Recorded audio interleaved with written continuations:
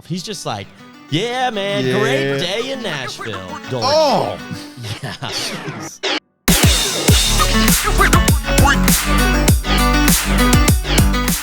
What's going on, everyone? Today is a big day. It is episode 1, numero uno of the Austin and Colin Show. Wow.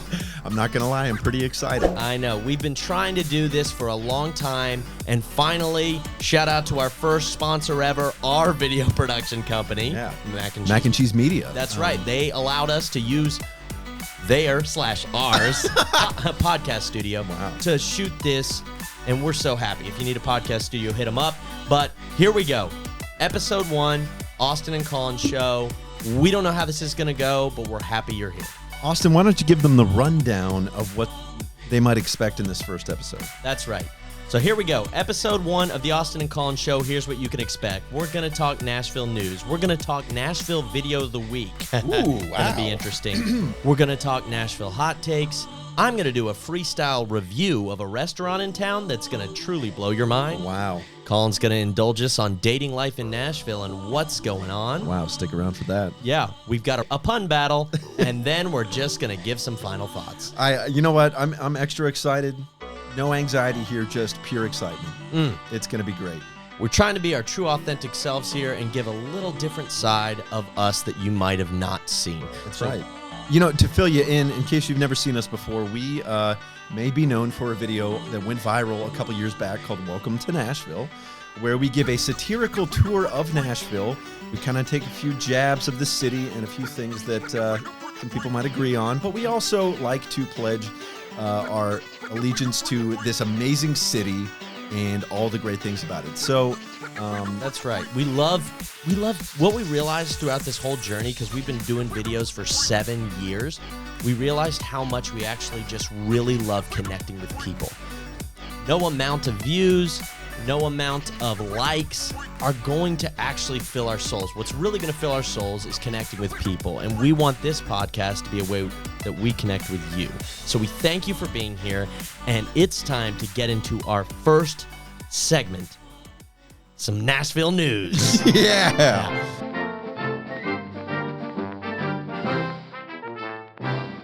All right, so Colin, I've got a few stories for you here. All right, hit me with them. All right, so the first one is Nashville has just announced that there is a new theme park coming to Nashville. Theme park? That's right, theme park. Yeah, I've seen pictures of this before, but I wasn't sure what is the theme of this thing. Yeah, because so is it like a Disney World or is it completely different? Well, let me just tell you this. The theme is up in the air is what it feels like. Is that the theme? I like mean, it's space? not. So it's called Storyville Gardens, and that's what threw everyone off. At first, everyone, I think, was thinking there's going to be a roller coaster or something, but they're showing these drawings and things. Let me just show you this video. All right. And I mean, first of all, amazing video here. Step into story and song from the far ways of the four corners. What is this, Lord of the Rings? Yeah, I think that's what. Corners of the world. I'm so confused about this. All right, so take a look at this. You've got, I guess, knockoff Disney Imagineers working on this. Yeah. Wait, are they actually Disney Imagineers? So what I realized is that it's the same people who've done Universal. Okay. Who've done it. They might have even done Disney. Universal, Legoland, Hogwarts.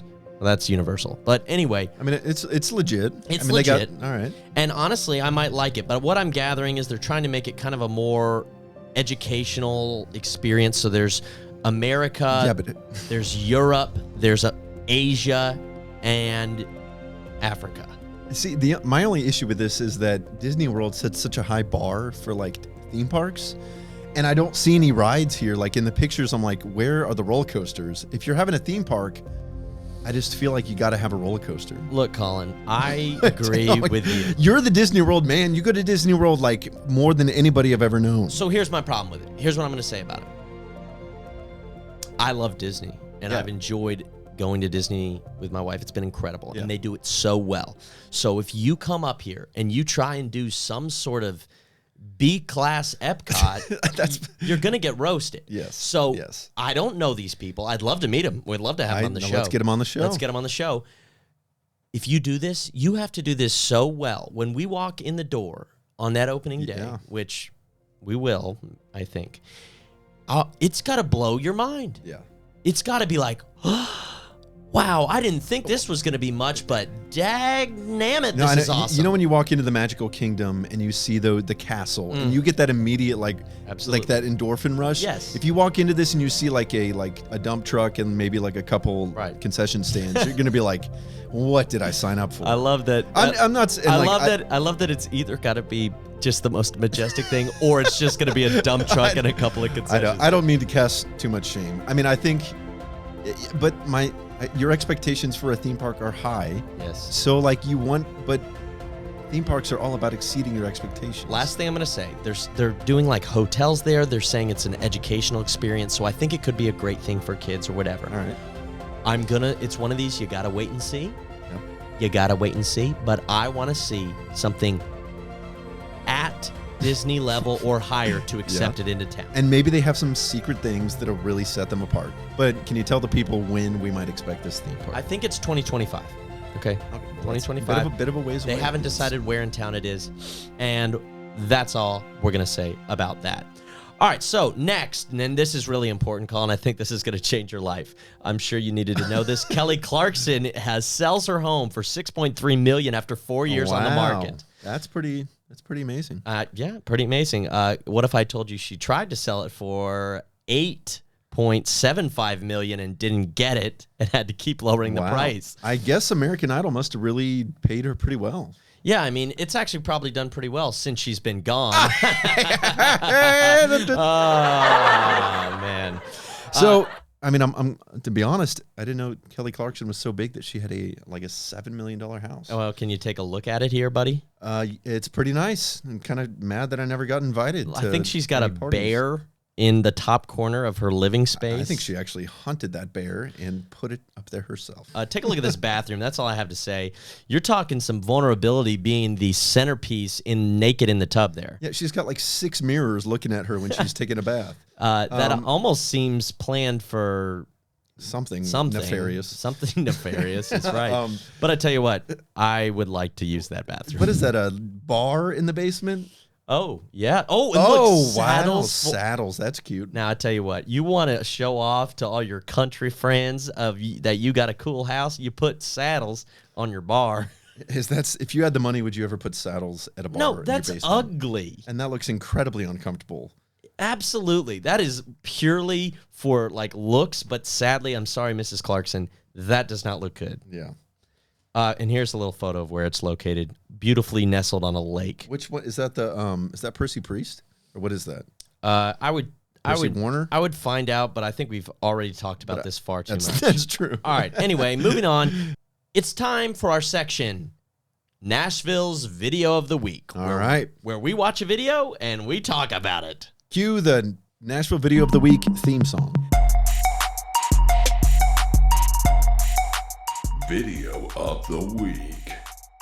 This week's video is brought to you by Broadway Uncensored 2, because I think the first one got taken down. Yeah, that's right. And just a quick background on Broadway Uncensored. This is an Instagram page that is rather racy because it's a lot of content from Broadway on the weekend. Adult content, which may or may not involve drinking and drugs, and the hilarity that ensues. Right. But this one's pretty mild. It's more just an altercation. Yeah. Would you consider these all fail videos? I don't know. You watch for yourself. So we've got a guy on a party bus. He's having a great time.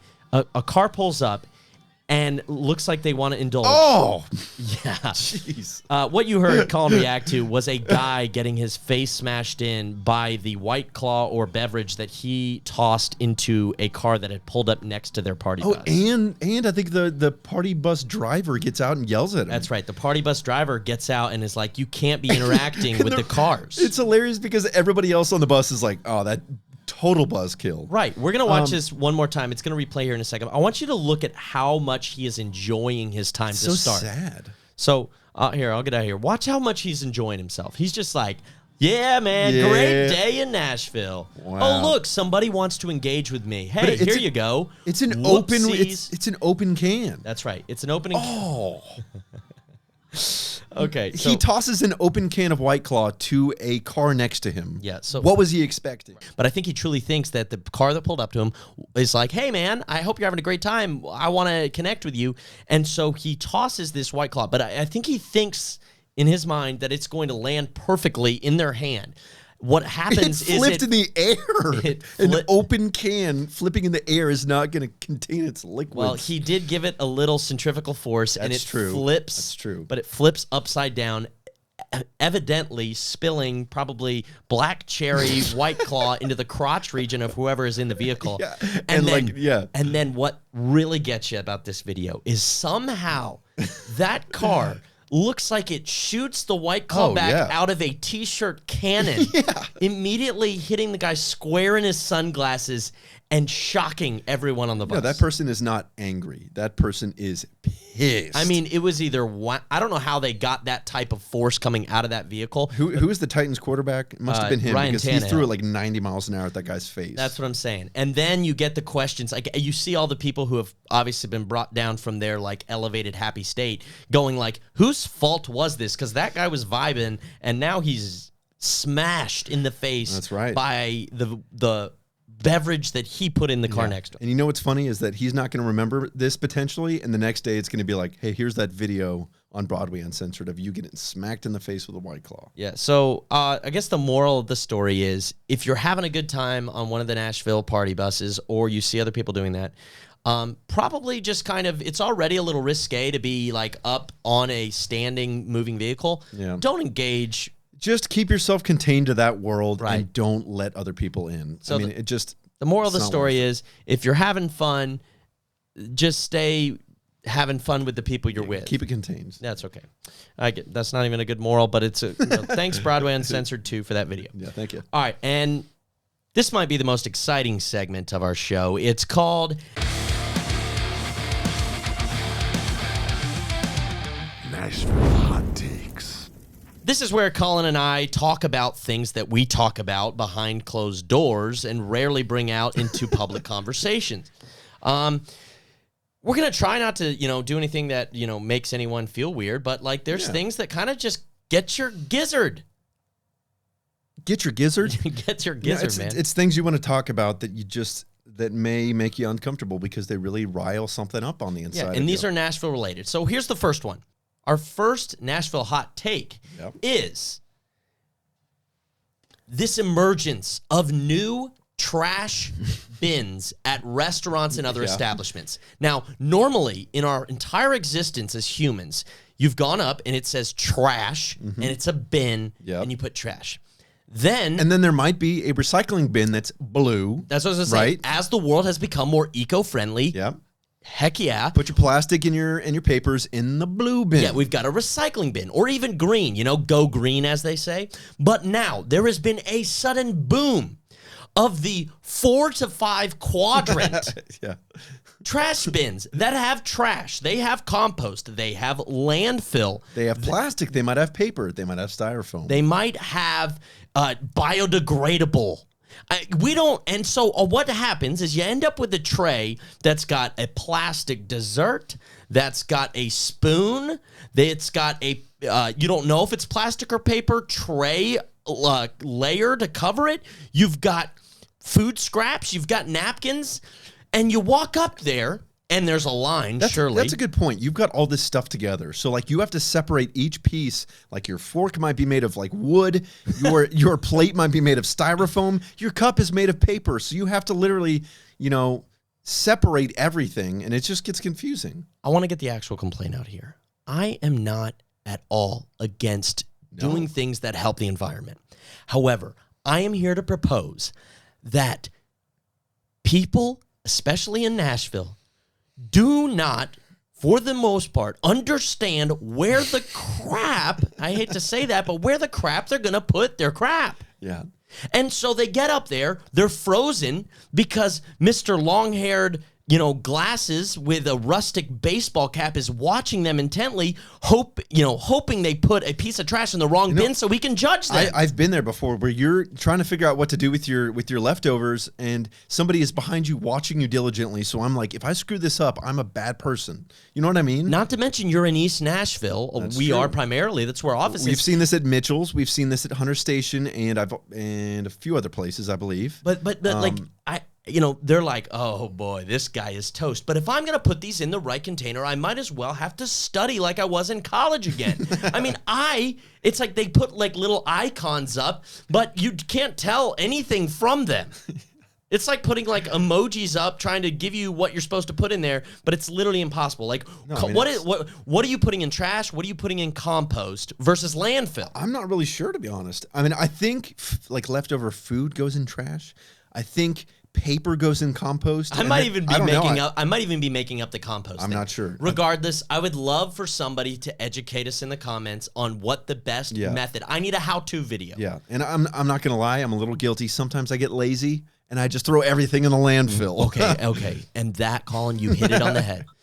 My problem with this system is that myself as well, and maybe we're just two bad people, but we just end up being lazy, getting flustered, and putting everything in the trash. So now the recycling bin doesn't get what it used to get. That's right. It makes me so mad. Oh, man. The recycling bin gets the short end of the stick here. I think a lot of people complained and said, I don't know what to do with my bag of Doritos. Like, what do I do with these? So Hunter Station apparently has already even changed it back because obviously it wasn't working. But I know that there's other places out there so chime in the comments. Yeah, what do you think? What do you think? We're talking Nashville Hot Takes. We're here to propose that the 4 to 5 quadrant trash bins with different categories are not effective in actually getting more things recycled and stuff. They might be more problematic than they are helping the environment. Nashville Hot Take number 1 done. All right, what's next? Number 2. Oh, boy. Our number 2 Nashville Hot Take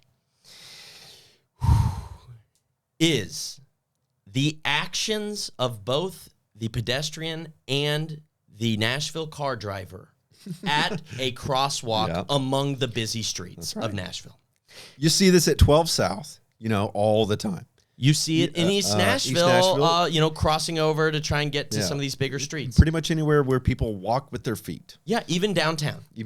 Oh, downtown's a different story. We'll talk about those in a bit. But here's the deal. Nashville Crosswalks.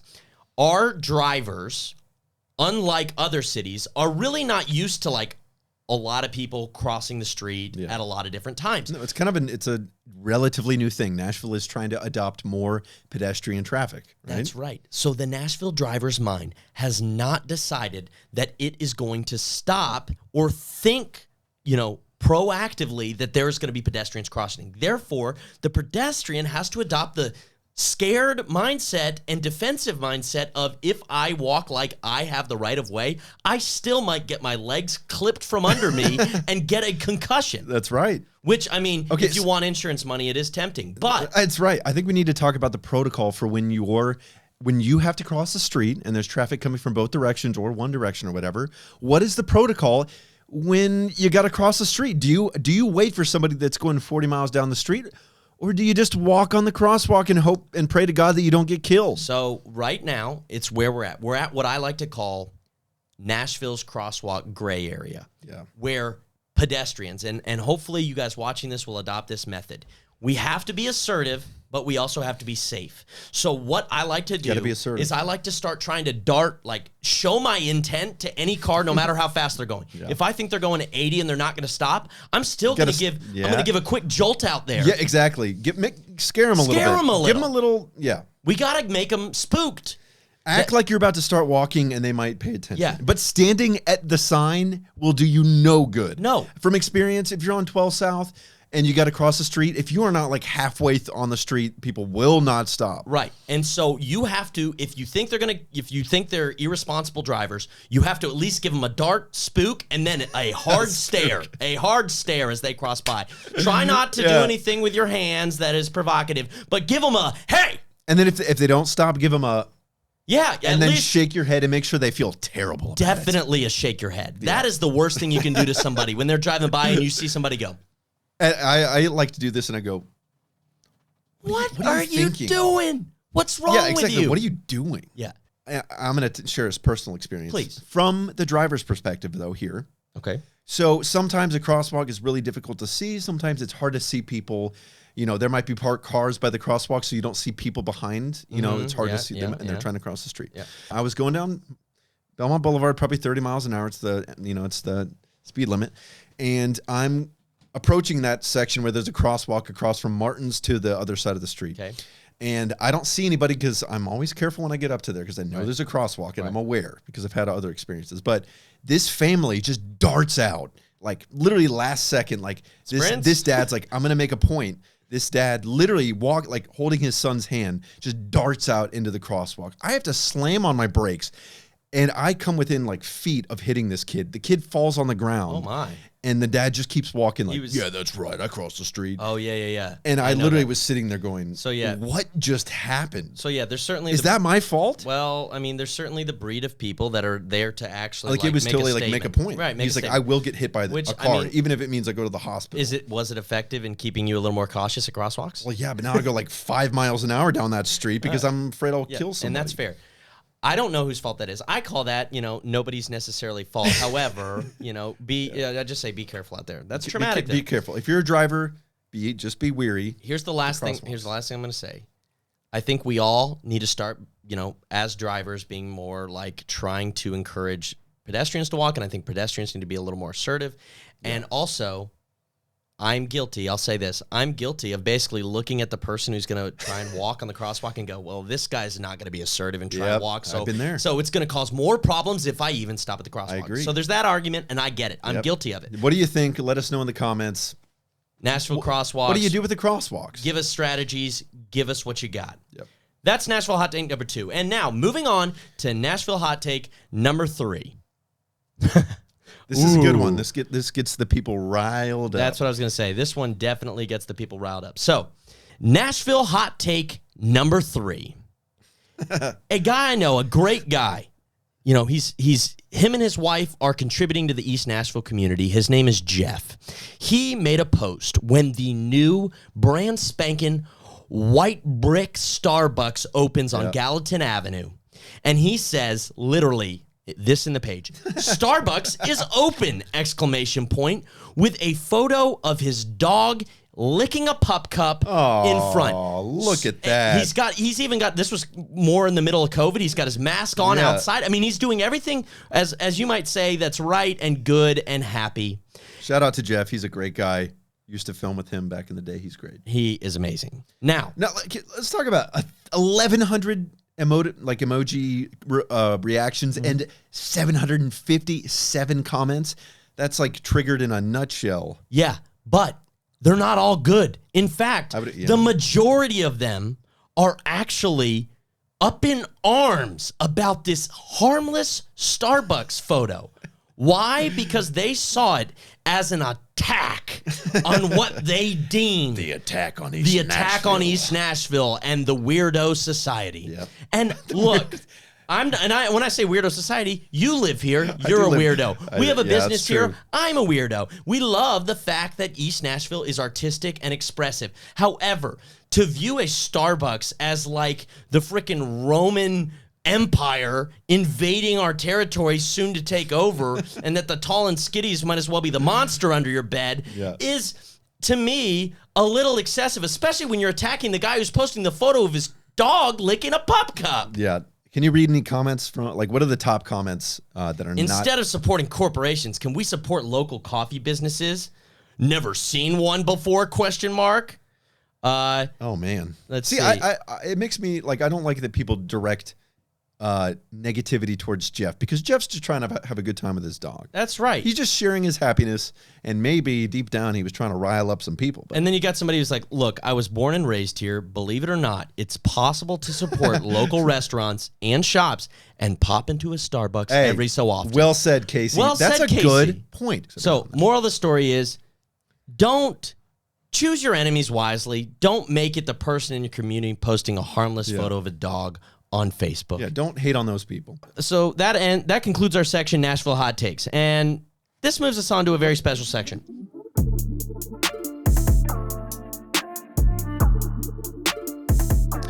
My wife and I like to go eat at lots of new restaurants, likes to do a lot of different things in town.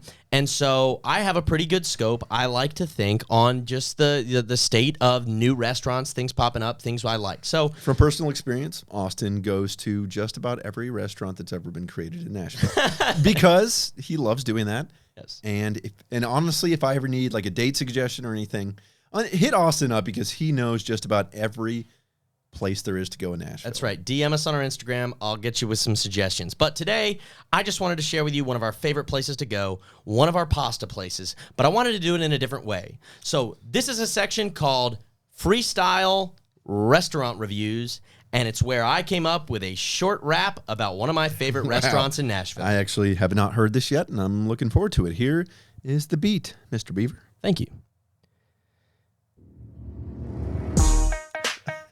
All right, so the reason I'm sharing this one is because I think it's one of the best places to get pasta in town. Wow. For real, pasta. All right, so listen up.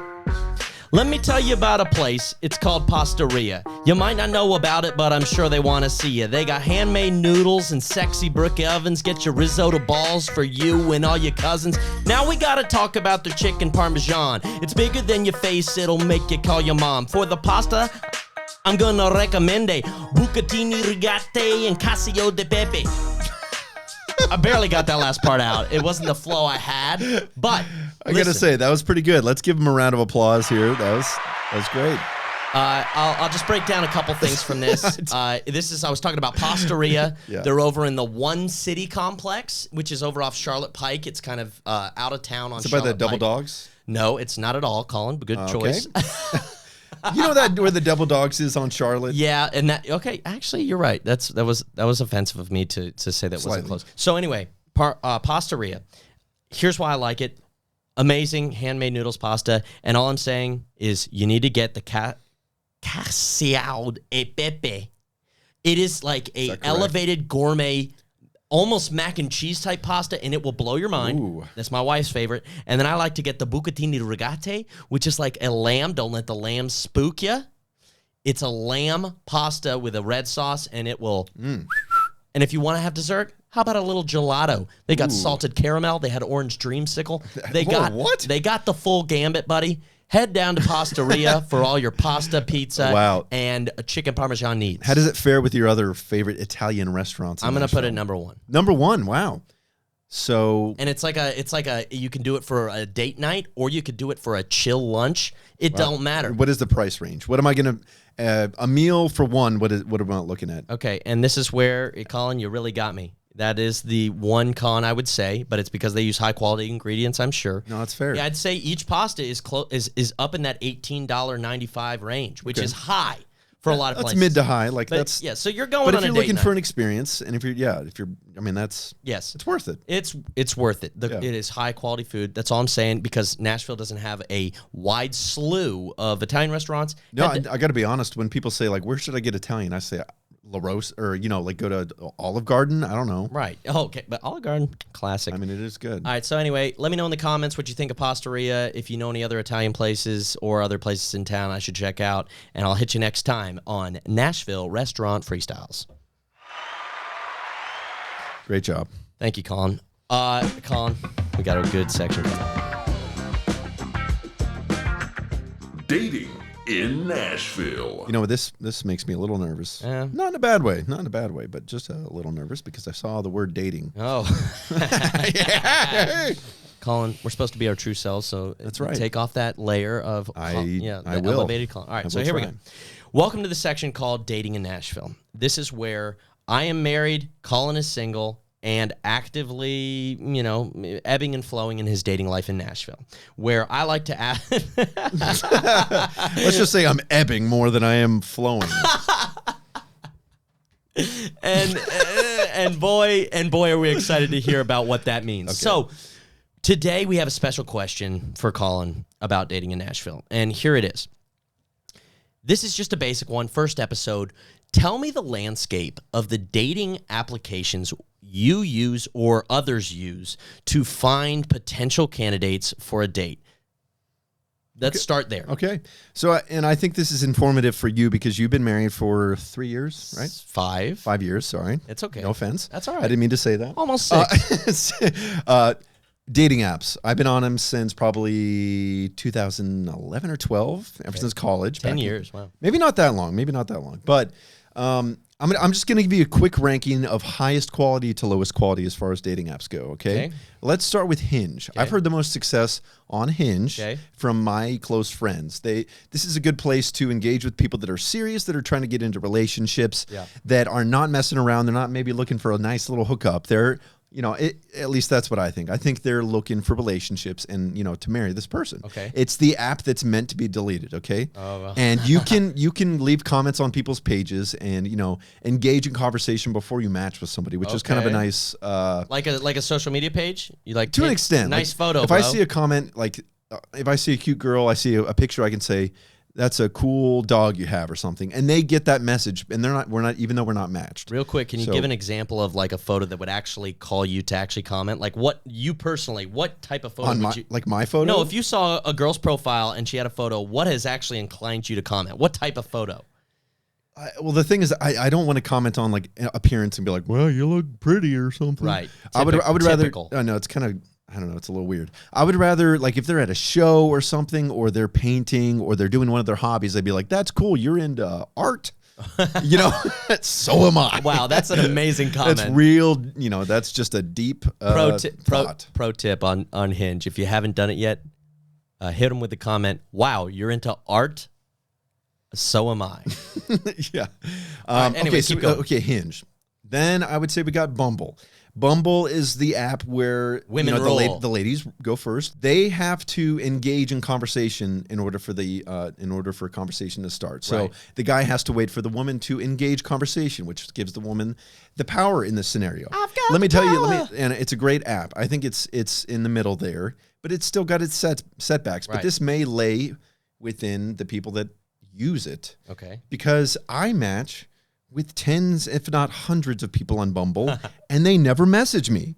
So I say, what is the point of swiping and matching with people if you're not going to send a message? And they delete the person after 24 hours. So if they don't say something to me, that means that bye-bye. So I'm wondering, is the reason for the match so that they get an endorphin rush, like, oh, somebody thinks I'm attractive. That's exactly what it's I was like, oh, that person thinks they're into me, but I'm not going to say anything because I don't actually want to date that person. It's a free hit of dopamine. Yeah. If you are and able I'm to guilty. Exactly. You're guilty too. Like that's what I feel like these dating apps have created. It's like, hey, I'm gonna get a dopamine rush and know that I matched, even if my intentions are to engage further. And let me tell you that's what leads me to my third one, which is Tinder.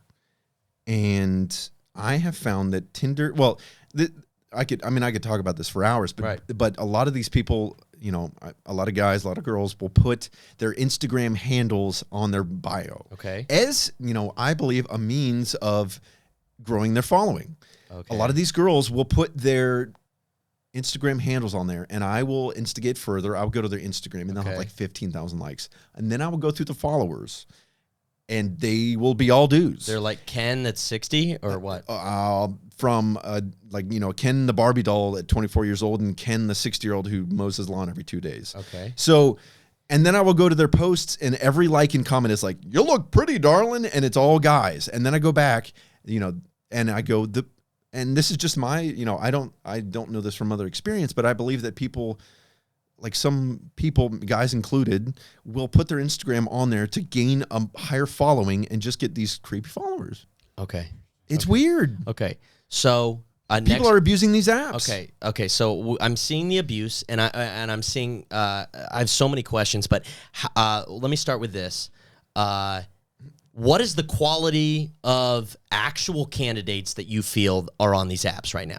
Like when you open up one of these apps, do you truly feel like you might actually swipe the person that you have a chance of being married to one day? No.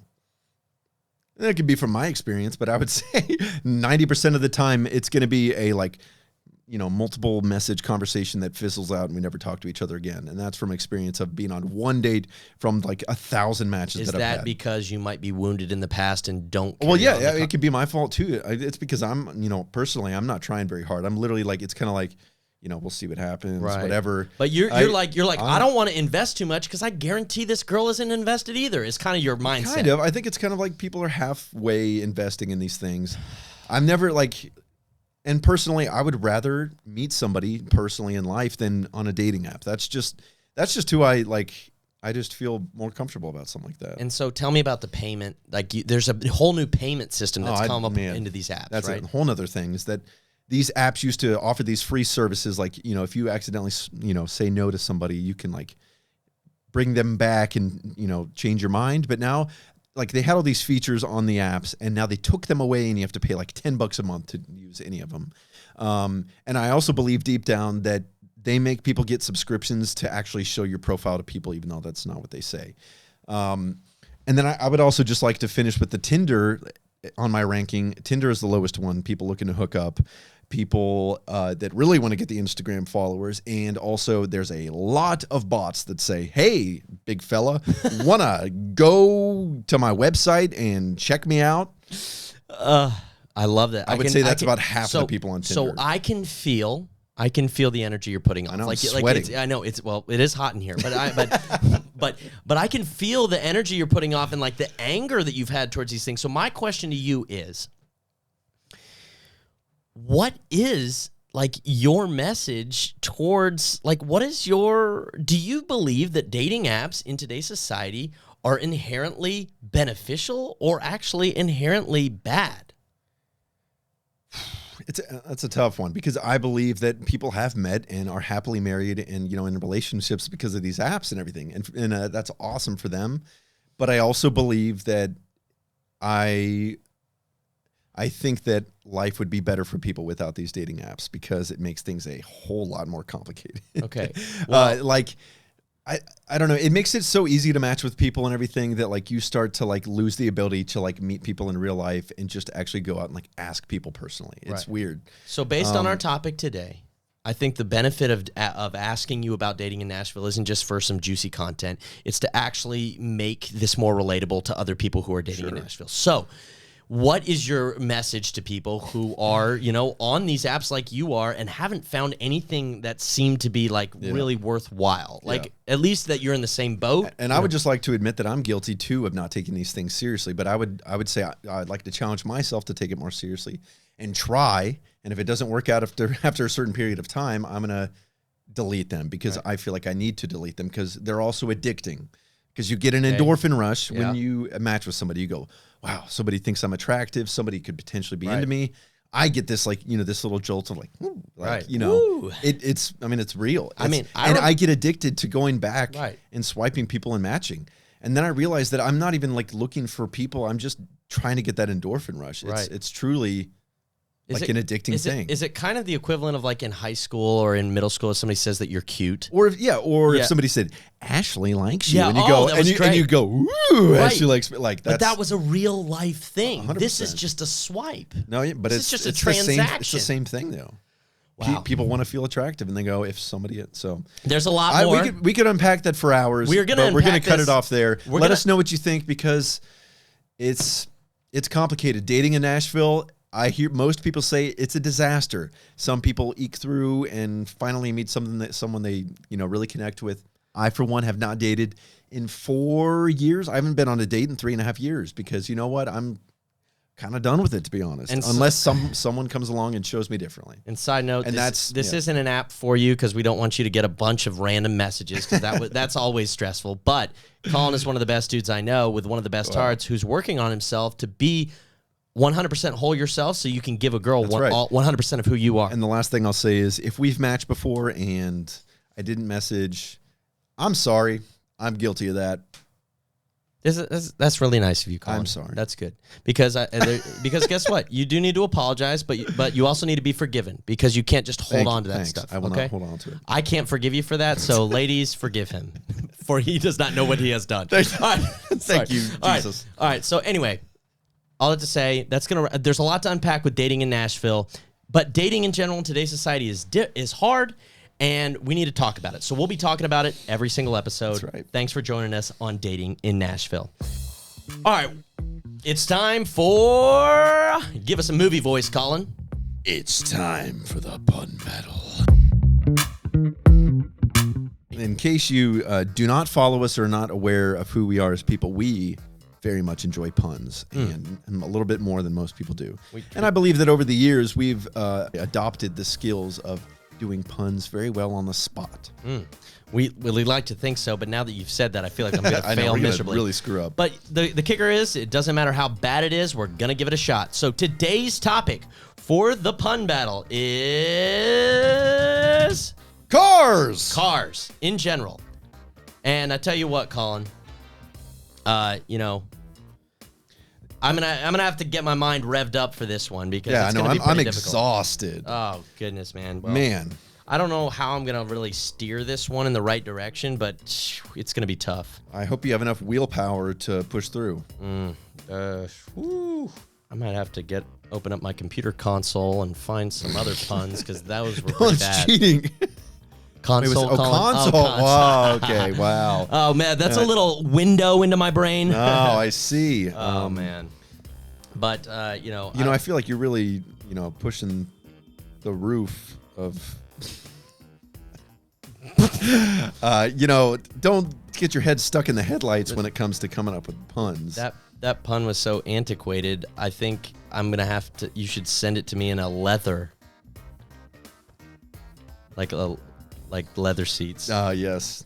Like a letter, like leather. Yeah, oh, leather. But I mean, you can't. I mean, you have the keys to your kingdom, so I mean, whatever you want to do. Well, Oh, do you hear that? I think we're getting a little fuzzy transmission.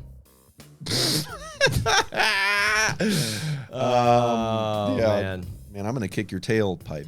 I don't even think you can get engine the fight that you want to have. What was that? What was the hood that you were from in Cincinnati? Colin, don't be so headlighted about that topic. I am a little. Sean. In case you didn't hear that, Sean said you look a little tired. And that's going to conclude it. Dang it. I got to say one more thing. Okay. Are you a fan of Tailgate Brewery? Nice.